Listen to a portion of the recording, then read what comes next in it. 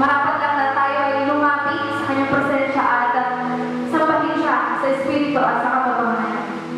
Nalalaman po natin na ang ating Diyos, ang siyang nagbibigay ng kalakasan sa atin. Sabi po yun sa Exodus chapter 15, verse 2, "The Lord is my strength and my song. He has given me victory. This is my God, and I will praise Him, my Father's God, and I will exalt Him." Sabay-sabay po natin itaas ang pangalan ng ating Panginoong Diyos sa mga ito. Amen.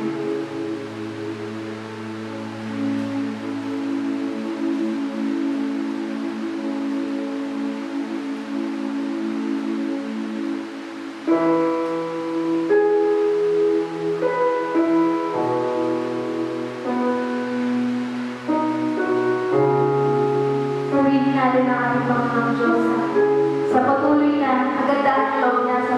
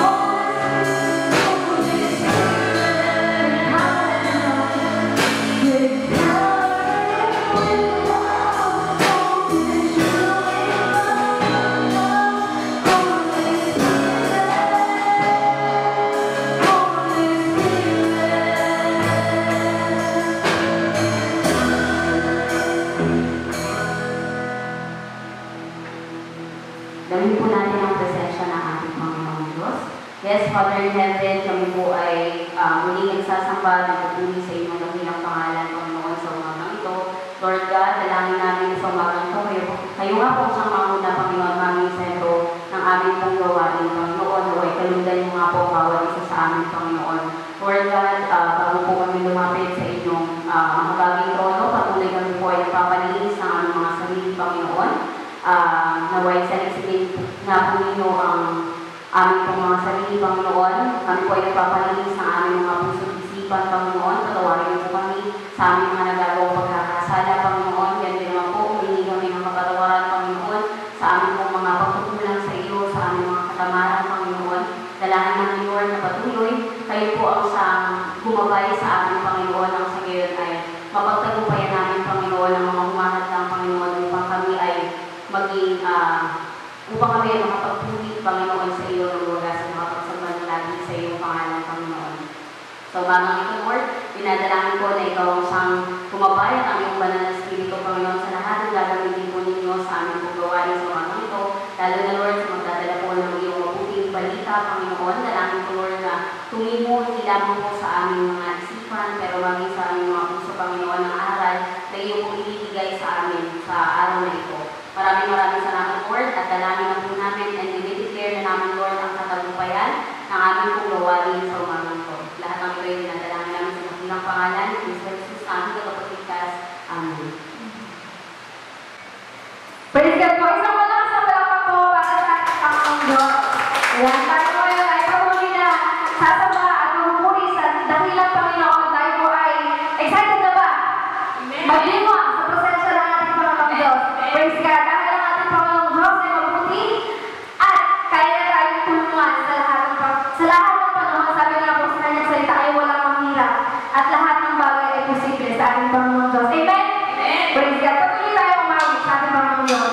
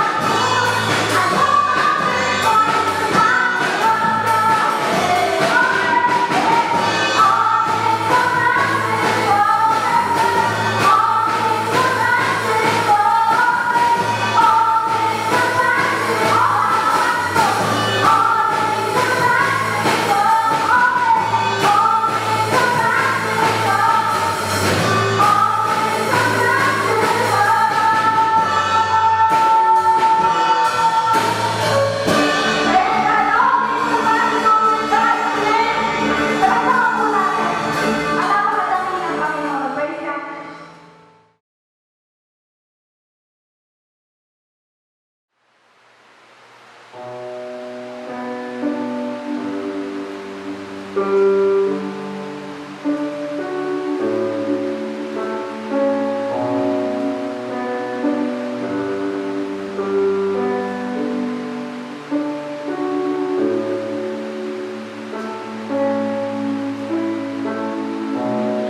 parted the ocean, calmed the raging sea. You are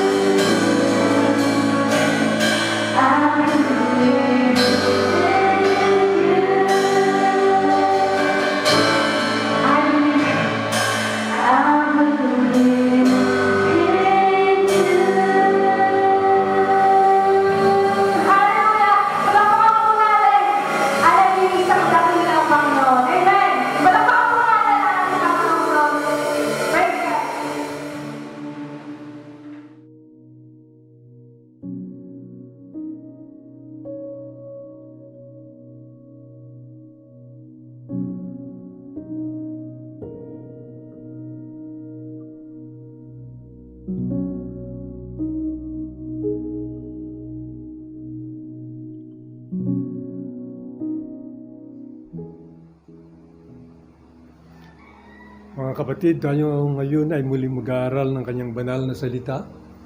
At kung meron kayong Bible, makipagbukas kayo sa akin sa unang Kronika, chapter 16, verses 8 hanggang 11. Kung yun ang nakita ay ganito ang sinasabi. Mag-ukol ng pasalamat at si Yahweh ay tawagan. Ang lahat ng gawa niya sa lahat ay ipaalam. Umawit ng pagpupuri at siya'y parangalan. Ang kahangahangang gaway, ibalita kahit saan. Dapat tayong mga galak pagkat tayo'y kanyang bayan. Ang lahat ng sumasambay, lubusin ng kagalakan. Dumulog tayo kay Yahweh na ang tulong niya'y kamtan. Dapat siyang parangalan at sambahin araw-araw. Ito ang mga salita ng Diyos. Ang ating topic sa umagang ito, call on the name of the Lord. Tumawag sa pangalan ng ating Panginoon. At dito ay ating pag-aaralan kung ano ang mga gawa ng Diyos. Dahil ang sabi ng sumulat ng unang Kronika, mag-ukol ng pasalamat at si Yahweh ay tawagan. Ang lahat ng gawa niya sa lahat ay ipaalam. Umawit ng pagpupuri at siya'y parangalan. Ang kahangahangang gaway, ibalita kahit saan. Kaya sa umagang ito, ating ibabalita, ating ipapahayag kung ano-ano ang mga gawa ng ating Panginoon. Number 1, ang ating Diyos ay nagliligtas. Ito'y mababasa natin sa Awit chapter 68, verse 19 and 20. Ang sabi sa verse 19, purihin ang Panginoon, ang Diyos nating nagliligtas at may dala araw-araw ng pasanin nating hawak. Sa verse 20, ang ating Diyos ay isang Diyos na ang gawa ay magligtas.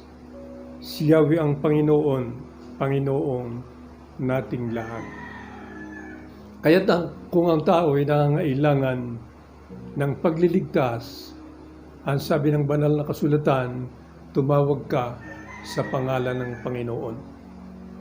Yun din ang sinasabi sa Roma chapter 10 verse 13. Sapagkat sinasabi sa kasulatan, maliligtas ang lahat ng tumatawag sa pangalan ng Panginoon. Kaya kailangan natin na tayo lagi ay tumatawag sa pangalan ng Panginoon. Sa lahat ng ating mga pangailangan ng Diyos, ang lagi nating kanlungan, siyang dapat nating inaasahan. Ano pa ang sinasabi sa Isaiah chapter 46 verse 4? Ako ang inyong Diyos, iingatan ko kayo hanggang sa pumuti ang inyong buhok at kayo'y tumanda, kayo'y nilikha ko kaya tungkulin kong kayo ay iligtas at kalingain. So makikita natin na ang Diyos ay nagliligtas. Ito ay dapat ibalita. Ang sabi sa ating teksto sa umagang ito, dapat ipaalam sa lahat na ang Diyos ay nagliligtas. Kaya hindi tayo dapat mawalan ng pag-asa. Sa panahon ng kagipitan, meron tayong tatawagan. Wala't dili ba ang ating Panginoon? Ano pa ang mga gawa ng Diyos? Number 2, siya ay Diyos na nagpapala. Yan ay isa sa gawain ng ating Panginoon. Gaya ng ating mababasa sa aklat ng Deuteronomy, chapter 28, verse 2 hanggang 6. Ang sabi rito, magaganap nga sa inyo ang mga pagpapalang ito kung susundin ninyo ang kanyang mga utos. Verse 3, kayo'y pagpapalaan niya sa lubat labas ng inyong bayan. Sa verse 4, pagpapalain niya ang inyong mga anak lupain, pati mga hayop, pararamihin niya ang inyong mga baka at iba pang hayop. Sa verse 5, lagi kayong magiging sagana sa pagkain at di mawawalan ng laman ang inyong masahan ng harina. Sa verse 6, pagpapalain niya kayo sa lahat ng inyong gagawin. Kaya dito ay ang Diyos ay nagpapala. Basta susunod ka lamang sa kanyang ibig ipagawa sa iyo. Kung paano ang Diyos ay gumagawa, meron din naman ipinagagawa sa atin. At ang ipinagagawa sa atin ay sumunod sa pinag-uutos niya upang makamtan natin ang kanyang mga pagpapala. Sapagkat ang ibig ng Diyos, tayo ay mapagpala. Sinong gusto na pagpalain ngayong umaga? Siyempre lahat tayo, ibig natin tayo mapagpala. Sapagkat kailangan natin lalo na sa panahong ito. Marami ang nawalan ng trabaho, hanap buhay. Kailangan natin ang gabay at tulong ng ating Panginoon. Ang kailangan lamang mga kapatid, tumawag tayo sa pangalan ng ating Panginoon. Ano pang sabi sa unang Korinto chapter 1 verse 4 and 5? Lagi akong nagpapasalamat sa Diyos dahil sa mga pagpapala niya sa inyo sa pamamagitan ni Kristo Jesus. Sa verse 5, sapagkat sa inyong pakipag-isa sa Kanya, kayo'y umunlad sa lahat ng paraan, maging sa pananalita at kaalaman. Ang pagpapala ng ating Panginoong Diyos, hindi lamang sa pinansyal at material. Maging sa pananalita at kaalaman, tayo ay pagpapalain ng Panginoon. Daragdagan yung ating mga kaalaman, mga kapatid. Kaya't ito ay ipinagpapasalamat sa Diyos yung mga pagpapala niya sa pamamagitan ng ating Panginoong Hesukristo. Ang pagpapala, kailangan ng tao. Kaya't yung mga masunurin, yung mga anak na masisipag sa gawain para sa Panginoon, yan ay laging pinagpapala. Sapagkat ang sabi nga, hindi nililimot ng Panginoon ang anumang ating ginagawa, lalo na sa ating mga kapatid sa pananampalataya. Number 3, ano pa ang gawa ng Panginoon? Siya ay nagpapagaling. Kung ating titingnan at babasahin natin sa Exodus chapter 15 verse 26. At ibig kong basahin sa Exodus chapter 15 verse 26. Doon sa huling talata ay sinasabi roon na ang Diyos ang ating manggagamot. Siya yung Diyos na naggagamot sa lahat ng ating mga karamdaman. Kaya nga dito ay makikita natin na ang Diyos ay hindi nagpapabaya. Siya ay laging tumutulong sa bawat isa sa atin. Basahin natin. Ang sabi niya, kung ako ay buong puso ninyong susundin, kung gagawin ninyong matuwid at susundin ang aking kautusan at mga tuntunin, hindi ko paparanas sa inyo ang alinman sa mga sakit na pinadala ko sa Ehipto, akong si Yahweh ang inyong manggagamot. Kaya ang Diyos ang siyang tunay na manggagamot. Ginagamit lamang ang tao bilang instrumento o daluyan ng kagalingan ng taong mayroong sakit o karamdaman. Subalit ang totoo, ang Diyos ang siyang nagpapagaling. Ang sabi pa sa Deuteronomy chapter 32, verse 39, malalaman ngayon ako ay ako nga, at maliban sa akin, wala Wala nang ibang Diyos, ako'y pumapatay, maaring bumuhay, napapagaling ko ang aking sinugatan, at anumang gawin ko'y walang makahadlang. Siya yung Diyos na nagpapagaling. Maaari siyang pumatay, maaari naman siyang bumuhay. At yung kanyang sinugatan ay kanya namang napapagaling.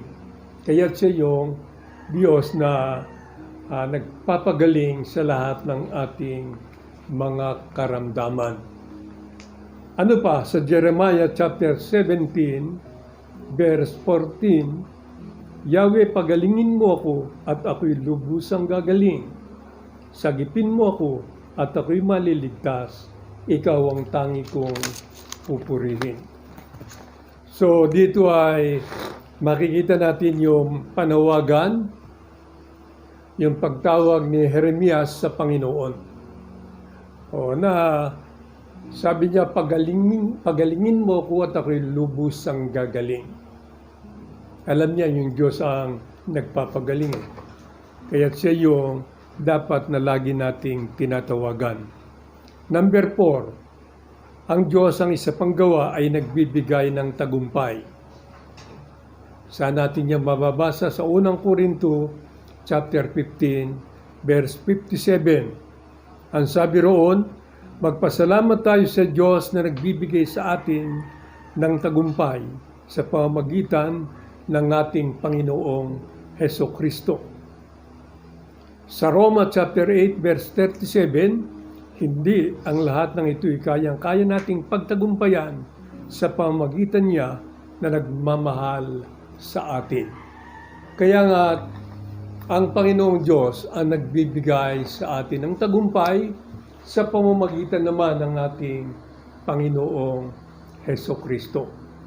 Laging magkasama yung mag-ama, ang Diyos Ama at saka ang ating Panginoong Hesukristo. Siya yung nagbibigay ng tagumpay, kaya't kinakailangan na tayo ay nagpapasalamat sa Diyos sapagkat siya yung nagbibigay sa atin ng tagumpay sa pamamagitan ng Panginoong Hesukristo. Dapat malaman natin yan. Kaya sabi sa ating teksto sa umagang ito, yung mga gawa ng Diyos ay kinakailangang ipaalam at ibalita kahit saan. Ibig sabihin, ito ay ipangaral, i-preach, upang sa gayon, marinig ng tao na ang Diyos ay nagbibigay ng tagumpay, siya ay nagpapala, siya ay nagpapagaling, siya ay nagliligtas. At doon ay kailangan natin na lagi tayong tumatawag sa pangalan niya. Number 5, siya rin ay nagbibigay ng kapayapaan. Tingnan natin sa ikalawang Tesalonica, chapter 3, verse 16. Ang Panginoon na bukal ng kapayapaan ang sinawang magkaloob sa inyo ng kapayapaan sa lahat ng pagkakataon. Naway suminyong lahat ang Panginoon. Siya yung source. Siya yung pinagmumulan. Siya yung bukal ng kapayapaan.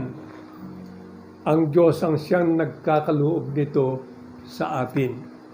Kaya nga, kailangan na lagi tayong tumawag sa pangalan ng ating Panginoon kung nararamdaman natin na tila tayo ay nawawalan ng kapayapaan sa ating buhay, dala ng maraming suliranin. Sa kapanahunang ito, tumawag tayo sa pangalan ng Panginoon. Huwag tayong mawalan ng pag-asa sapagkat tapat ang Diyos na siya ay tutugon. Ang sabi nga roon sa aklat ng Jeremiah chapter 33 verse 3, kung tatawag ka sa akin, tutugunin kita at ipaalam ko sa iyo mga bagay na mahiwaga na hindi mo nauunawaan. Oo.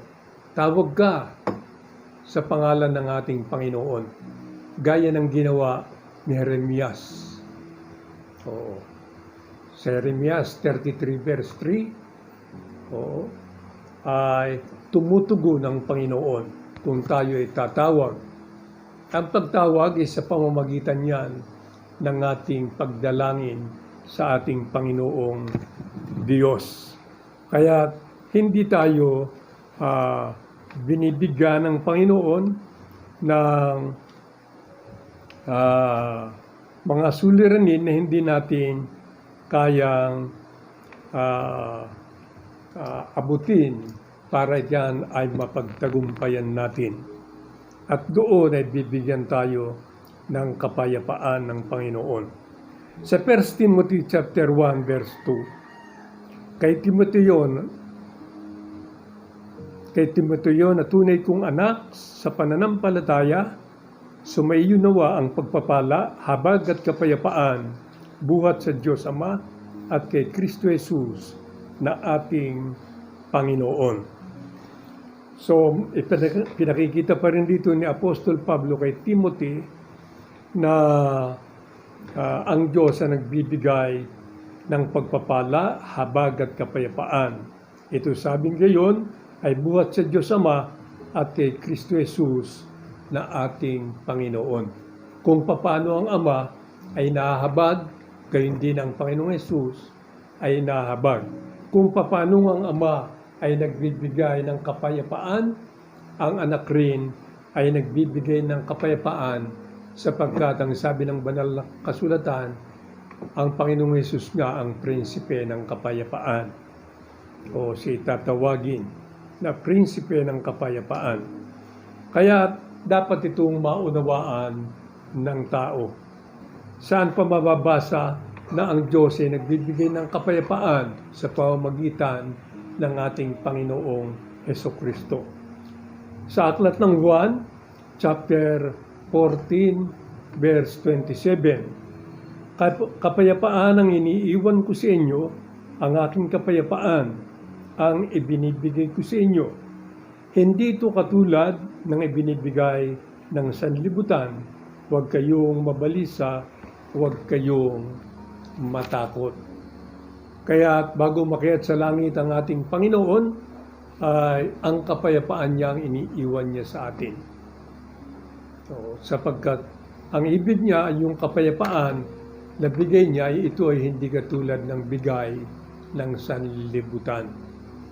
Iba yung kapayapaan ng sanlibutan at iba naman yung kapayapaang dulot ng ating Panginoong Diyos. Kaya huwag kayong mabalisa, huwag kayong matakot. Kung minsan, pag ikaw nababalisa na, talagang ang kasunod yan, pagkatakot.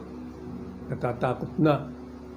Pero inaalis ka na ng Diyos sa pagkabalisa, inaalis ka na rin ng Diyos sa pagkatakot.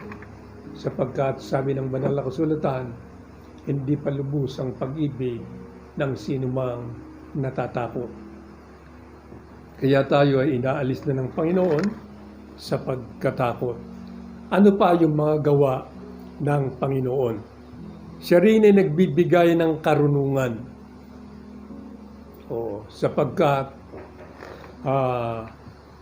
kailangan na ang tao ay maging marunong sa pamamagitan ng kaloob na karunungan ng ating Panginoon. Ang sabi ng Santiago chapter 1 verse 5, ngunit kung kulang ng karunungan ng sino man sa inyo, humingi siya sa Diyos at siya'y bibigyan, sapagkat ang Diyos ay saganang magbigay at di nanunumbat. Kaya nga, kailangan dito ay magkaroon tayo ng karunungan na mula sa Diyos. Pag ikaw ay nagkaroon ng karunungan mula sa Diyos, ay makikita mo na ikaw ay magiging malusog ang iyong pananampalataya.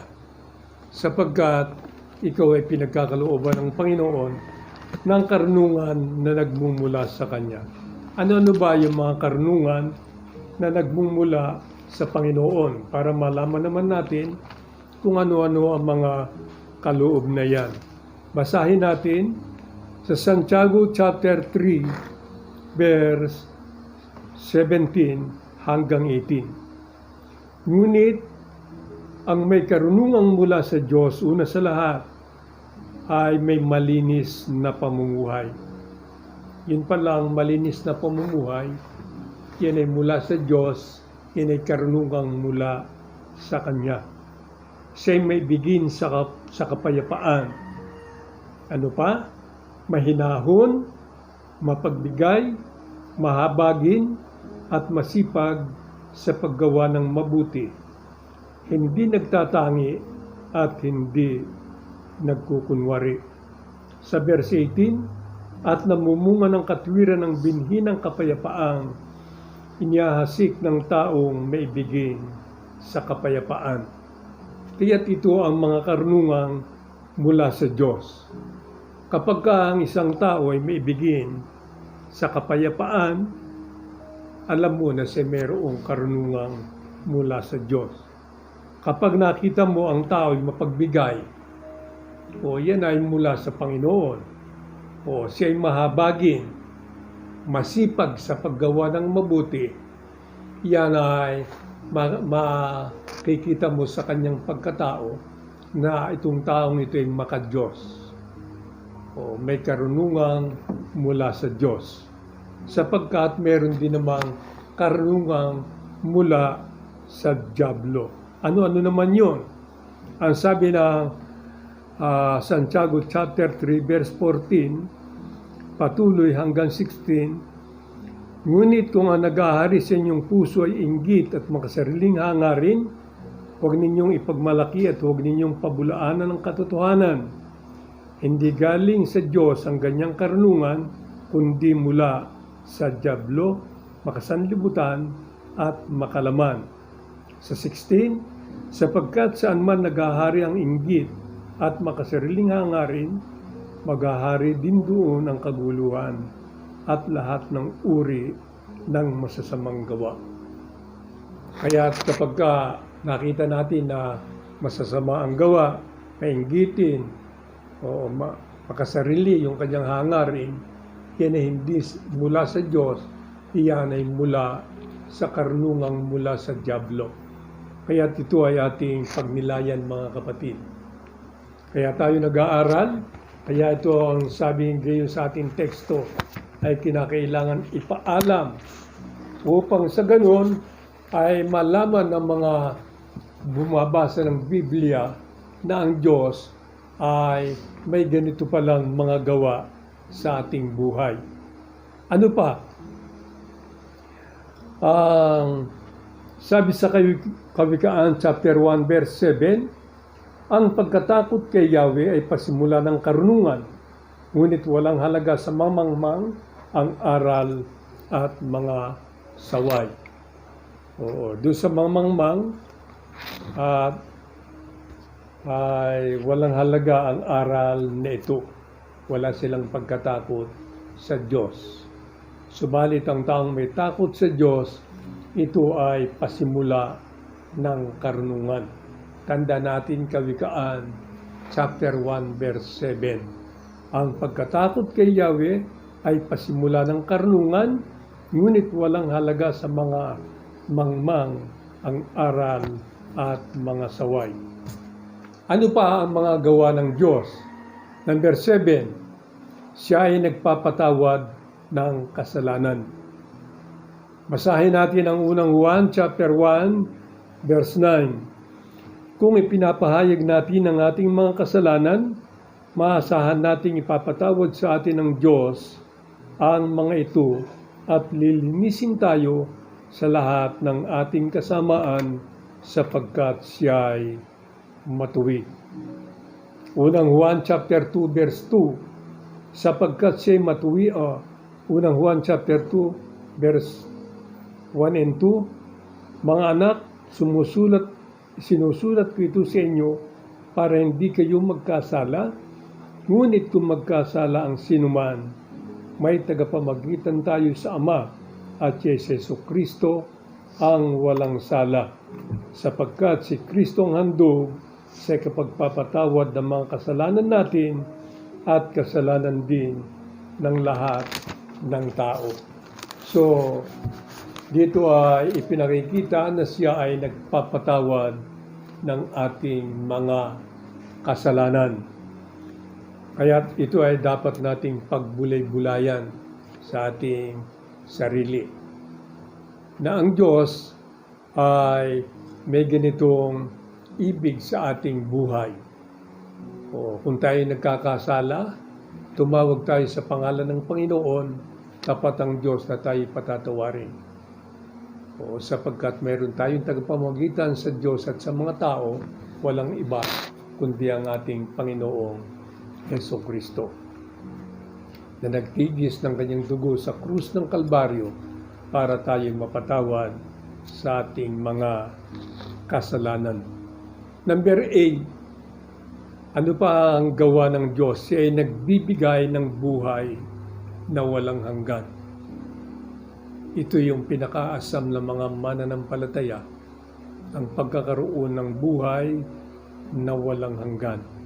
Mababasa natin yan sa unang Juan, chapter 5, verse 13. Sabi ni San Juan, isinusulat ko ito sa inyo upang malaman ninyo na kayong nananalig sa anak ng Diyos ay may buhay na walang hanggan.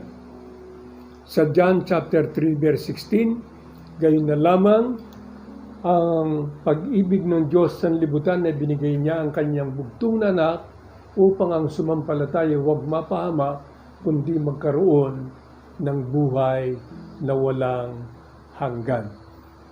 Kaya't napakabuti ng ating Panginoong Diyos. Sa unang Juan chapter 2, verse 25, at ito ang ipinangako sa atin ni Kristo, buhay na walang hanggan. Kaya dito ay sa 8 bagay na ating napag-aralan sa umagang ito, o na mga gawa ng Diyos. Napakaraming ginawa ang Diyos.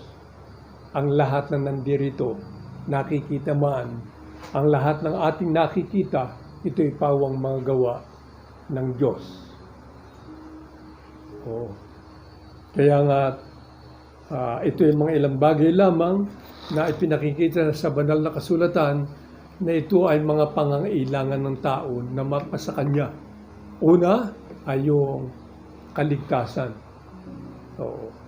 Kailangan maligtas siya sa kasalanan, maligtas siya sa araw ng paghukom, upang sa gayon, pagharap natin sa hukuman ni Kristo, tayo ay magkaroon ng buhay na walang hanggan.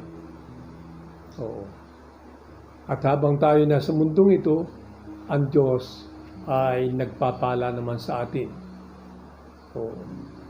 At kung tayo naman ay magkaroon ng karamdaman, siya naman ay nagpapagaling. Tayo ay kanyang tinutulungan lagi. At pag tayo ay nagkakasala, tayo naman ay kanyang pinapatawad. Ano pa? Kung tayo naman ay nangangailangan ng saganang biyaya ng Diyos, tumawag lamang tayo at tayo ay kanyang pagpapalain. Hindi tayo magkukulang sa lahat ng mga bagay sapagkat tayo ay kinakalinga ng ating Panginoon. Lahat ng ating napag-aralan sa umagang ito ay nawa ay magbigay sa atin ng mabuting aral na kinakailangan lagi tayong tumatawag sa pangalan ng ating Panginoon. Sapagkat kung hindi ka tatawag sa pangalan ng Panginoon, lalo na ngayon, ang dami nagkakasakit. Mahal ang gamot. Kinakailangan mayroon kang malaking pera. Kaya para hindi ka na gumastos, tayong mga mananampalataya, una-una, tayo ay umaasa sa pagkalinga ng Diyos. Malinaw kasi sa mga mananampalataya yan na ang sakit at karamdaman, kayang pagalingin ng Panginoon. Sapagkat alam ng mga bumabasa ng Biblia na ang sakit at karamdaman kung minsan ay bunga ng kasalanan, kung minsan naman ay bunga ng sarili natin, kapabayaan sa ating sarili, at kung minsan naman, ito ay gawa na rin ng ibang tao para sa gayon ay mapinsala na nga ang marami. Subalit sa atin, alam natin na ang Diyos ay walang bagay na mangyayari na hindi sa kapahintulutan ni Yahweh. Kaya tayo naman ay laging umaasa, tumatawag, malinaw sa ating isipan na ang Diyos ang tunay na ating manggagamot. Kaya huwag tayong mawala ng pag-asa. Una, tayo ay inaalis ng Diyos sa kapanglawan, kabalisahan at takot. Ano-ano yung ating napag-aralan sa umagang ito? Una, ang gawa ng Diyos ay magligtas. Pangalawa, magpala. Pangatlo, magpagaling. At pangapat, nagbibigay ng tagumpay. Panlima, nagbibigay ng kapayapaan. Pang-anim, nagbibigay ng karunungan. Pang-pito, nagpapatawad ng kasalanan. At pang-walo, nagbibigay ng buhay na walang hanggan. At marami pang iba na mga gawa ang Diyos na kung ating iisa-isahin ay hindi natin ito matatapos sa loob ng isang araw na ipaliwanag. Kaya ang mga bagay nito ay kinakailangan mapasa atin.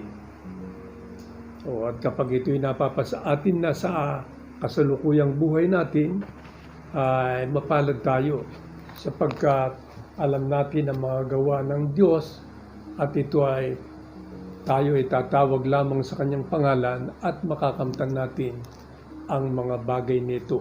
Basta tayo susunod sa kalooban ng ating amang nasa langit.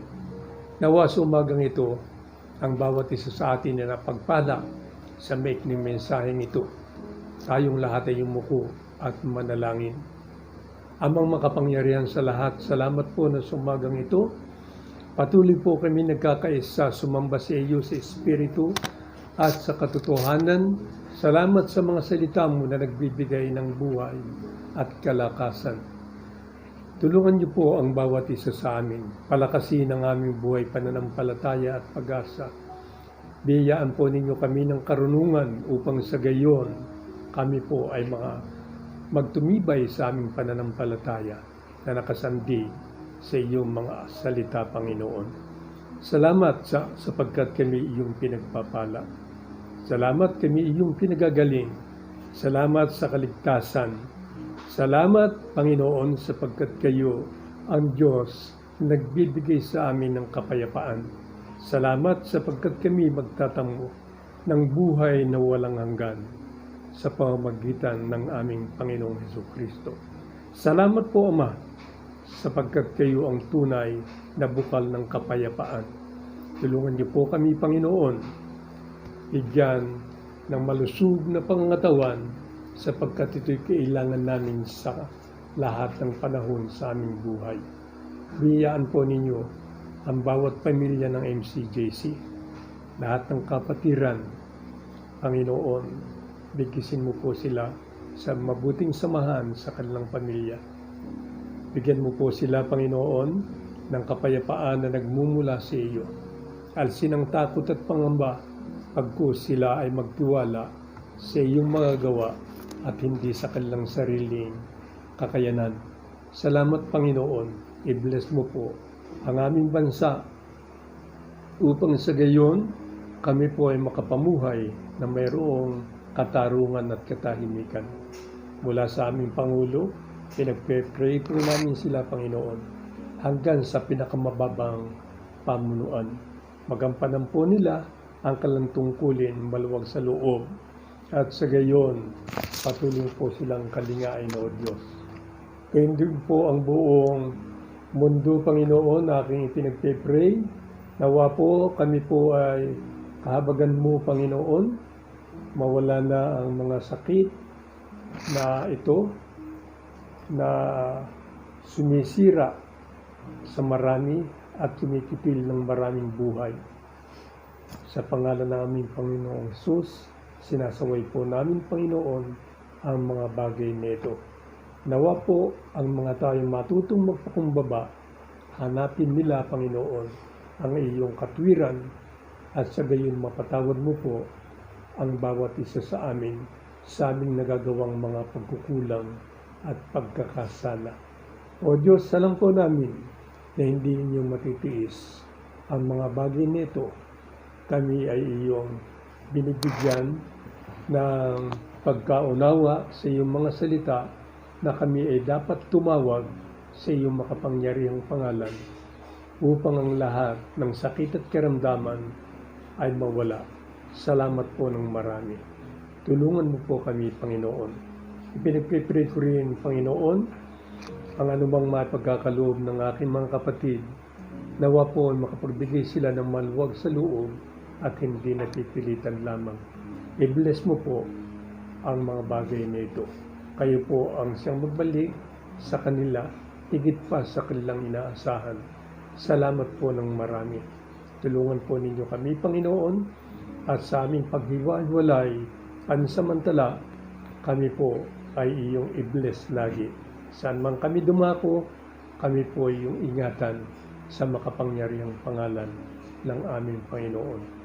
Ang lahat po ng papuri at pasalamat ay aking binabalik sa pangalan ng aming Panginoong Hesus. Ang lahat ay magsabi ng Amen.